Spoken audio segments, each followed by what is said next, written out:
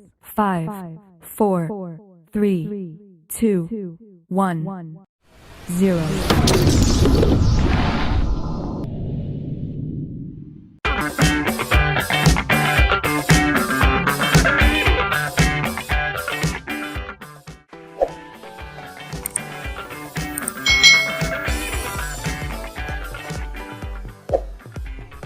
Hai hai hai, selamat datang di channel YouTube Kak Citra. Apa kabar adik-adik semuanya? Kak Citra berharap kalian dalam keadaan yang baik, sehat, dan siap untuk belajar ya. Hari ini kita akan belajar bersama-sama untuk mata pelajaran tematik kelas 4. Kita belajar di tema 8, daerah tempat tinggalku, subtema 1, lingkungan tempat tinggalku, pembelajaran yang kelima. Mari adik-adik kita belajar dengan penuh semangat ya. Keluarga besar Beni berasal dari Medan, Sumatera Utara. Namun ayah dan ibu Beni merantau dan menetap di Jakarta. Ada juga paman Beni yang merantau ke Jambi. Paman Beni bernama Tagor. Tahukah kamu Pulau Sumatera itu? Nah, adik-adik, di sini Kak Citra punya Pulau Sumatera. Lingkarilah letak tempat tinggal Paman Tagor di Jambi. Nah, adik-adik, di Jambi itu yang Kak Citra lingkari ini ya. Lalu lingkarilah tempat tinggal keluarga besar Beni yang ada di Medan. Di Medan itu yang ada di sini adik-adik. Kalian bisa mencari gambar peta Indonesia dan kalian bisa melingkari letak daerah tempat tinggal kalian masing-masing. Adik-adik, Beni dan keluarga ini mengunjungi Paman Tagor. Paman Tagor tinggal di Jambi. Rumah Paman Tagor ini di lingkungan perkotaan. Meskipun di kota, lingkungan rumah Paman Tagor bersih dan asri. Masih banyak pohon di lingkungan tempat tinggal Paman Tagor. Paman Tagor tinggal bersama istri dan kedua anaknya. Anak Paman Tagor itu bernama Gultom dan Puspa. Amatilah gambar di bawah ini adik-adik. Identifikasilah keragaman karakteristik individu pada gambar di bawah ini dan kalian bisa menuliskan di buku tulis kalian. Nah, di sini ada keragaman karakteristik dalam fisiknya, ya kan? Ini adalah keluarga dari Beni, ini adalah keluarga dari Paman Tagor ya. Tentunya fisik, wajah, rambut mereka berbeda-beda adik-adik. Bahkan ukuran tubuh mereka pun berbeda. Misalnya Paman Tagor itu gemuk pendek ya. Lalu ayahnya Beni itu tinggi dan langsing. Ya, dan di sini rambutnya pun juga berbeda-beda. Ada yang lurus, ada yang panjang, ada yang pendek. Jadi ada keragaman karakteristik individu. Pada pembelajaran sebelumnya kita telah mempelajari tentang keragaman karakteristik individu. Nah, kamu telah mempelajari karakter individu itu berupa keragaman fisik dan keragaman kegemaran di lingkungan keluarga. Nah, sekarang mari kita pelajari keragaman sifat. Ya, setiap manusia itu punya sifat individu. Apa saja sifat individu yang telah kamu ketahui? Mari kita amati gambar-gambar berikut ini. Adik-adik, amatilah gambar berikut. Identifikasilah keragaman sifat individu berdasarkan gambar berikut ini. Kalian lihat di sini adik-adik, ada 5 gambar yang akan kita identifikasi bersama-sama bagaimana karakter anak tersebut, bagaimana karakter dari orang tersebut. Yang pertama, di sini ada seorang anak yang sedang membersihkan rumahnya, menyapu rumahnya. Nah, di sini berarti sifat anak ini adalah anak yang rajin adik-adik. Lalu yang kedua, sudah jam 9 malam ya masih nonton televisi, tidak mau belajar. Berarti anak ini memiliki sifat pemalas adik-adik ya. Selanjutnya yang ketiga, lihat ini, gara-gara kamu mainan kakak jadi rusak. Menurut adik-adik, anak ini sifatnya bagaimana? Ya, dia ini pemarah. Lalu yang keempat ya, ada anak yang menolong temannya yang jatuh. Kamu tidak apa-apa kan? Menurut adik-adik semuanya, sifat anak ini bagaimana? Ya, dia ini anak yang peduli, anak yang suka menolong adik-adik. Lalu yang kelima, nah anak ini disuruh belanja ibunya.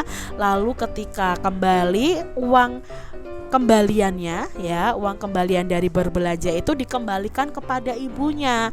Berarti ini anak yang bagaimana?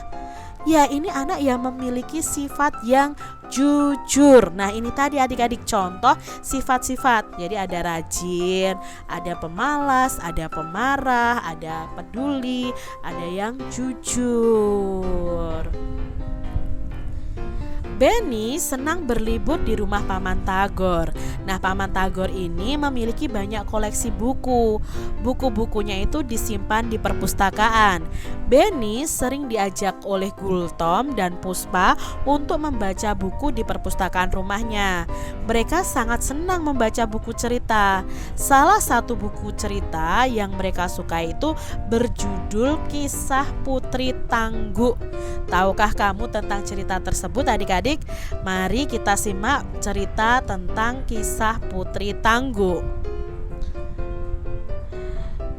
Putri Tangguh tinggal bersama suami dan ketujuh anaknya di daerah Jambi. Putri Tangguh ini memiliki sepetak sawah yang ditanami padi. Anehnya, setelah selesai panen, padinya itu selalu muncul dan siap untuk dipanen kembali.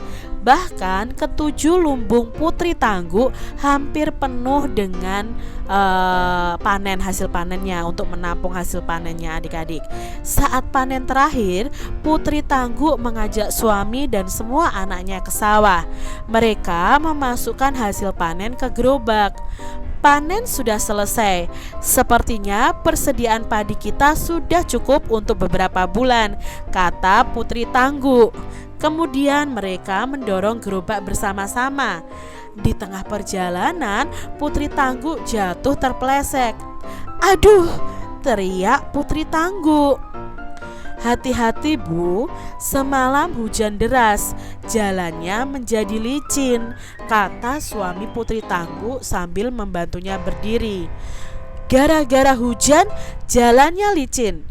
Perjalanan ke rumah masih jauh, bisa-bisa aku terjatuh lagi," gerutu Putri Tangguh. Putri Tangguh mengambil padi dari gerobaknya. Kemudian padi ditebar di jalan. Melihat perilaku ibunya, si anak sulung pun bertanya, "Apa yang ibu lakukan? Mengapa ibu membuang padi itu ke jalan?" "Ibu tidak membuang padi. Padi ini ibu gunakan sebagai pengganti pasir. Ibu menebarnya agar jalan ini tidak licin lagi," jawab Putri Tangguh. "Istriku, bukankah padi itu untuk kita makan? Tidak baik rasanya jika membuang-buang makanan," nasihat suami Putri Tangguh. Putri Tangguh tidak mengindahkan nasihat dari suaminya. Bahkan Putri Tangguh membantahnya. "Masa bodoh? Bukankah padi kita sudah banyak? Apa kamu mau aku terjatuh lagi dan tulangku patah?" bantah Putri Tangguh sambil terus menebar padi ke jalan. Setelah panen terakhir, Putri Tangguh tidak pernah kembali ke sawah. Ia berada di rumah untuk merawat ketujuh anaknya. Suatu malam, anak bungsu Putri Tangguh merengek karena lapar. Akhirnya Putri Tangguh ke dapur untuk mengambil nasi. Alangkah terkejutnya ketika ia mendapati pancinya kosong. "Mengapa panci ini kosong? Bukankah tadi masih tersisa sedikit nasi?" tanya Putri Tangguh dalam hati.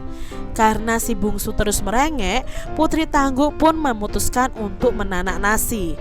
Namun Putri Tangguh kembali terkejut ketika mendapati beras yang ia simpan dalam kaleng juga menghilang. "Kemana perginya beras itu?" Aku ingat masih banyak beras di sini sebelumnya. Jangan-jangan ada orang yang mencurinya, kata Putri Tangguh. Kemudian Putri Tangguh membujuk anak bungsunya untuk tidur. Besok ia berencana untuk menumbuk padi yang disimpan di lumbungnya. Pagi harinya Putri Tangguh terkejut mendengar teriakan suaminya. "Istriku, istriku, cepat kemari!" teriak suami Putri Tangguh. Putri Tangguh segera berlari menemui suaminya. Ia menghampiri suaminya yang berada di depan pintu lumbung. Ia pun bertanya kepada suaminya. "Ada apa, suamiku?" tanya Putri Tangguh dengan cemas. "Aku tidak tahu, istriku. Lumbung ini sudah kosong saat aku membukanya," jawab suami Putri Tangguh. Putri Tangguh dan suaminya bergegas memeriksa lumbung yang lain. Betapa terkejutnya mereka ketika mendapati ketujuh lumbungnya telah kosong. Putri Tangguh pun menangis. "Apa yang terjadi padaku? Tadi malam nasi dan beras hilang. Sekarang padi di lumbung pun juga ikut menghilang," jerit Putri Tangguh. "Jangan cemas, istriku. Bukankah kita masih memiliki sawah? Besok kita ke sawah. Siapa tahu padinya telah menguning," hibur suami dari Putri Tangguh. Keesokan paginya Putri Tangguh mengikuti suaminya ke sawah dengan cemas. Setibanya di sawah, tangis Putri Tangguh ini semakin keras karena mendapati sawahnya telah berubah menjadi semak belukar. Putri Tangguh ini menangis seharian. Bahkan ia tidak mampu pulang dan menunggui sawahnya hingga tertidur. Dalam mimpinya, Putri Tangguh didatangi segerombolan padi yang dapat bicara. "Hei Putri Tangguh, inilah buah dari kesombonganmu. Masih ingatkah engkau ketika membuang kami ke jalan?" tanya padi-padi itu. "Kamu telah menghina kami. Kau telah menjadikan kami pasir untuk alas jalanmu. Kami ini dipanen untuk dimakan, bukan untuk dibuang sembarangan. Dengan membuang kami berarti kamu tidak membutuhkan kami untuk makananmu," kata padi-padi itu lagi. Putri Tangguh hanya bisa diam dan tidak menjawab. Ia menyesali kebodohannya. Ia pun meminta maaf kepada padi-padi itu. "Tak bisakah kalian memaafkanku? Aku telah menyesali perbuatanku," kata Putri Tangguh sambil menangis. "Sekarang kau dan keluargamu harus bekerja keras. Bersihkan sawah ini, bajaklah, lalu tanamlah kami kembali. Setelah 3 bulan barulah kalian dapat memanen kami kembali," jawab padi-padi itu. Ketika Putri Tangguh ingin menjawab, ia tersentak bangun dari tidurnya. Putri Tangguh pun kembali pulang. Kemudian ia menceritakan mimpinya kepada suaminya. Keesokan harinya keluarga Putri Tangguh ini bergotong royong membersihkan sawah dan menanam padi. Ia dan keluarganya merawat sawah dan menjaga padinya dengan baik. Mereka menunggu dengan sabar hingga padi yang mereka tanam siap dipanen.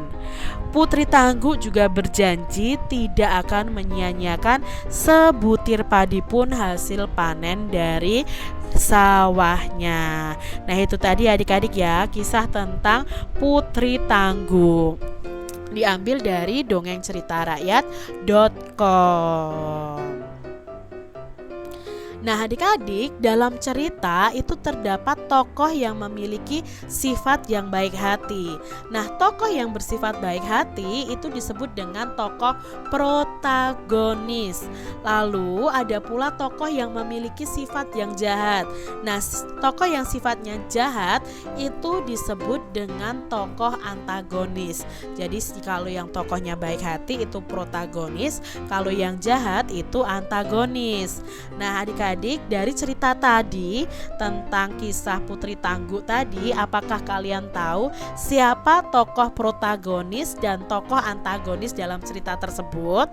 Mari kita cari tahu bersama-sama adik-adik. Apa jenis cerita fiksi berjudul Kisah Putri Tangguh tadi? Nah, tadi adalah cerita rakyat, yaitu legenda. Siapa tokoh dalam cerita berjudul Kisah Putri Tangguh tadi? Nah, tokohnya itu ada Putri Tangguh, lalu ada suami dari Putri Tangguh, lalu ada si sulung anak Putri Tangguh, lalu tadi ada juga si anak bungsu juga ya adik-adik ya. Siapa tokoh utama dan tokoh tambahan dalam cerita di depan? Nah, di sini tokoh utamanya adalah Putri Tangguh dan suaminya. Sedangkan tokoh tambahannya adalah si sulung dan si bungsu adik-adik. Siapa tokoh protagonis dalam cerita tadi dan jelaskan alasanmu mengapa dia itu tokoh protagonis. Nah, tokoh protagonisnya adalah suami Putri Tangguh dan si bungsu serta si sulung. Alasannya tadi mereka itu mau mengingatkan Putri Tangguh untuk tidak membuang-buang padi. Menurut adik-adik dalam cerita tadi, siapa tokoh antagonis? Nah, antagonis tadi yang berperan jahat ya. Dalam cerita di depan, lalu jelaskan alasanmu. Nah, tokoh yang antagonis di sini adalah Putri Tangguh. Karena alasannya apa? Tokoh ini sangat jahat. Dia membuang-buang padi ya, yang padinya harusnya dibuat untuk makan, untuk membuat nasi ya, malah dibuang untuk jalan, untuk diinjak-injak adik-adik. Jadi di sini tokoh antagonisnya adalah Putri Tangguh. Saat membaca di perpustakaan rumah, Gultom dan Puspa bercerita kepada Benny. Mereka menceritakan tentang kebiasaan ayah mereka. Paman Tagor dulu suka menggendong Gultom dan Puspa sambil menyanyikan lagu yang berjudul Injit-Injit Semut. Nah, lagu tersebut merupakan lagu dari Jambi adik-adik. Kalian bisa cari tahu ya adik-adik ya, lagu Injit-Injit Semut melalui YouTube ya adik-adik. Kalian belajar lagu Injit-Injit Semut ini. Ini adalah lagu daerah Sumatera Timur. Bernyanyi dengan baik itu membutuhkan teknik adik-adik, seperti intonasi dan tempo. Nah, intonasi merupakan cara bernyanyi mencapai ketepatan bunyi tiap nadanya. Bunyi nada yang tepat akan menghasilkan suara yang tidak sumbang dan enak didengar adik-adik. Untuk mendapatkan intonasi yang baik, maka kamu dapat menyanyikan nada-nada berikut secara berulang tanpa mengandalkan otot leher dan berteriak. Nah, nada-nada tersebut dapat dinyanyikan dengan tempo lambat, sedang, dan cepat. Kecepatan lagu itu diukur dengan alat pengukur yang namanya itu disebut dengan metronom Maelzel ya, atau disingkat mm. Ini adik-adik contohnya. Nah, metronom Maelzel ini akan memberikan petunjuk seberapa cepat atau lambatnya lagu dinyanyikan.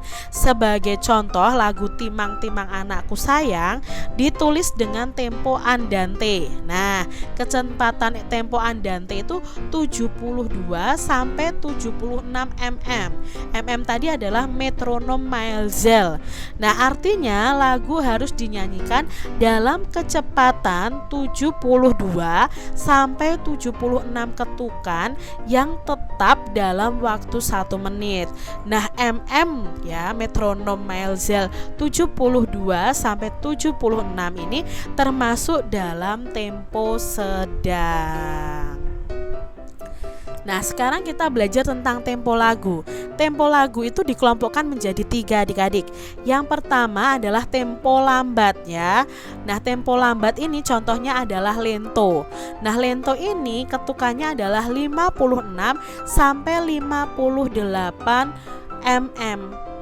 metronom, maelzel ya, ML tadi. Lalu untuk tempo sedang itu contohnya adalah tempo andante.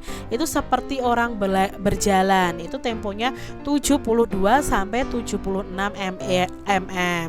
Sedangkan untuk tempo cepat itu contohnya adalah tempo allegro ya. Ini biasanya cepat, hidup dan riang untuk lagu yang bersifatnya semangat dan riang adik-adik. Nah, temponya itu ketukannya 132 sampai 138 mm.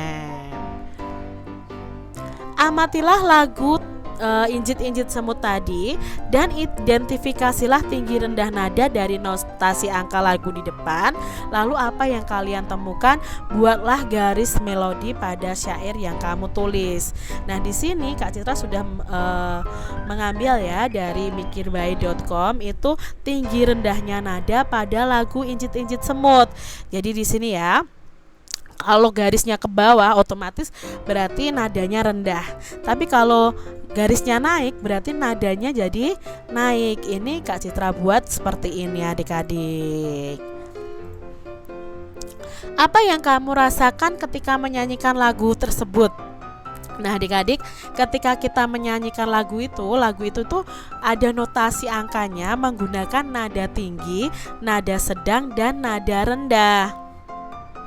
Selanjutnya, jelaskan tempo dan tinggi rendah nada dalam lagu tersebut.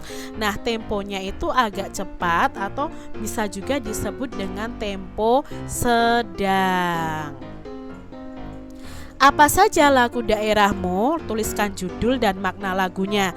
Nah, di sini kalau di tempat Kak Citra di Jawa Tengah itu ada lagu Gundul-Gundul Pacul. Kalau di tempat adik-adik pasti punya lagu daerah sendiri ya adik-adik ya. Coba apa saja lagu daerah kalian dan apa makna dari lagu tersebut. Demikian tadi adik-adik pembahasan kita di tema 8 subtema 1 pembelajaran yang kelima. Semoga video pembelajaran ini bermanfaat untuk adik-adik semuanya. Dan sampai jumpa lagi di video pembelajaran Kak Citra selanjutnya. Tuhan memberkati. Jangan lupa tekan tombol subscribe, lalu tekan loncengnya, tekan juga tombol like, lalu share ke media sosial kalian. Jangan lupa untuk ikuti media sosial Kak Citra. Terima kasih.